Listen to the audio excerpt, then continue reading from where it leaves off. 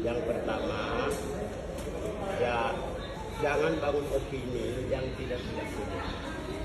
Saya melihat pemerintah ini atau Jakarta ini sering mengatakan semua orang sipil di Papua itu separatis, semua orang sipil di Papua itu OPM, semua orang sipil di Papua itu teroris, semua orang sipil di Papua itu mendukung OPM atau mempersenjatai. Itu kan semua gosip-gosip. Apalagi aparat sipil negara disinyalir sebagai yang mensupport organisasi Papua Merdeka. Saya kira Jakarta harus mengerti bahwa ya Jakarta sudah mengambil sumber daya alam. Jakarta sudah membunuh orang Papua. Ya, Jakarta sudah lakukan rasisme terhadap orang Papua. Jangan lagi menyakiti orang Papua dengan stigma-stigma yang tidak bertanggung jawab.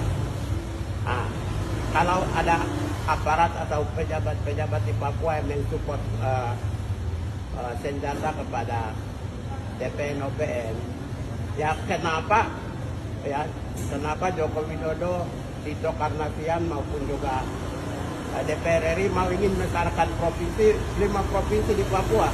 Bukankah itu akan lebih berbahaya lagi? Hanya 1 provinsi saja Jakarta sudah merasa takut, sangat takut terhadap ASN yang ada di Papua. Jadi saya sudah dari dulu sudah sampaikan ke partai-partai politik. Ya, saya ketemu fraksi Demokrat, fraksi PKB, fraksi PKS, fraksi Golkar. Jangan mekarkan Papua. Kalau mekarkan Papua, nanti kamu curiga terus. Kalau eskalasi konflik, kekerasan terhadap konflik di Papua itu meningkat, nanti kekerasan terhadap para pendatang itu meningkat. Kekerasan terhadap pendatang meningkat itu ditunjang karena adanya rasisme sistemik yang justru dilakukan oleh para menteri, justru dilakukan oleh para pejabat, justru dilakukan oleh gubernur di Indonesia, bukan oleh. Karena itu orang Papua sakit hati terhadap mereka. Karena itulah maka saya sampaikan bahwa nanti sampai suatu saat itu semua, jangankan ASN, jangankan pejabat negara dan politisi, nanti anak-anak SMA saja dicurigai sebagai pendukung DPN OPM. Itu artinya Jakarta sudah stres. Kalau Jakarta stres, kesimpulannya saya meminta pemerintah buka keran dialog. Apalagi Sekjen PBB Guterres kemarin di sidang umum Perserikatan Bangsa-Bangsa sudah menyampaikan keprihatinan terhadap HAM Papua.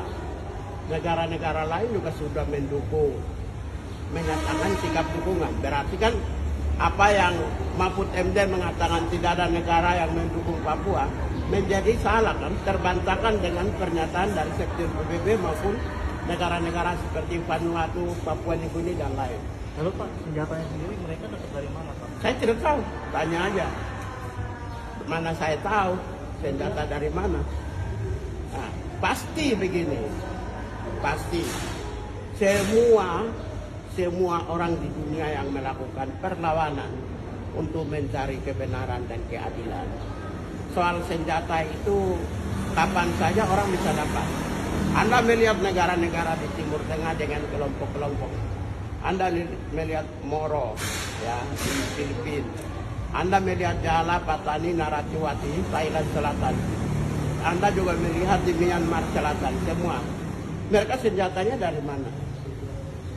Jadi jangan hanya melihat Papua aja, bahwa semua wilayah yang konflik untuk mendapatkan senjata itu bisa saja.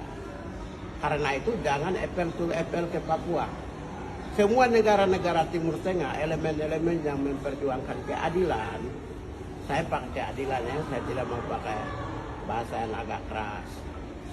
Yang memperjuangkan keadilan, dapat senjata yang modern, yang canggih, yang luar biasa, itu pasti bisa dapat. Apalagi Papua, dengan sumber daya yang begitu besar. Jadi jangan semata-mata menunggu aparat sipil negara. Aparat sipil negara gajinya berapa sih? 20 juta, 30 juta, itu pun belum tentu sebulan habis. Belum tentu dapat sebulan. Kemudian politisi dapat dari mana? APBN dari mana? Di seluruh dunia sama gitu. Jadi jangan melihat Papua itu dicurigai ada tokoh politik di balik itu, ada partai politik di balik itu, ada ASN di balik itu. Kok takut banget sih? Kemendagri memekarkan 5 provinsi. Nanti Kemendagri memekarkan 5 provinsi, nanti bilang 5 gubernur membiayai TPNOPM. Kemudian 5 sekda biayai TPNOPM. Sekian banyak pegawai ASN di 5 provinsi membiayai TPNOPM sehingga Papua jadi bumi hangus karena konflik perang antar Papua dengan tentara aparat dengan perang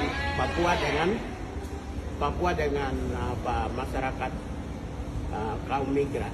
Mungkin terakhir Pak, sebetulnya ada yang kecolongan nggak sih Pak kalau memang dikasih, ataupun harapannya apa sih Pak? Takutnya Harapannya cuma satu, dialog. Pemerintah pusat jangan tutup keran dialog.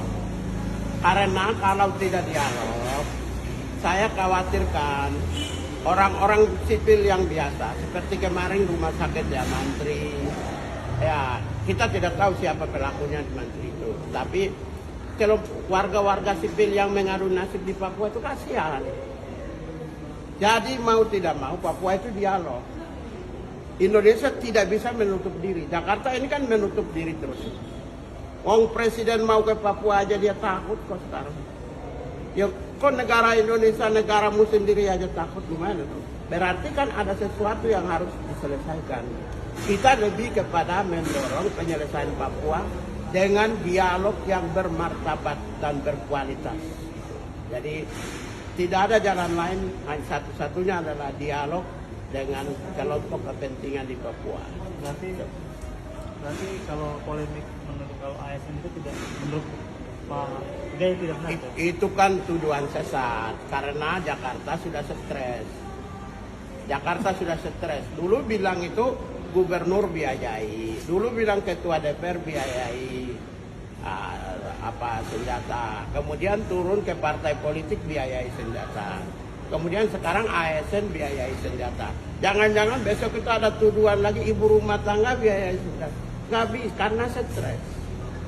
Kalau stres, satu-satunya penyelesaian stres itu adalah dengan cara dialog yang bermartabat dan damai.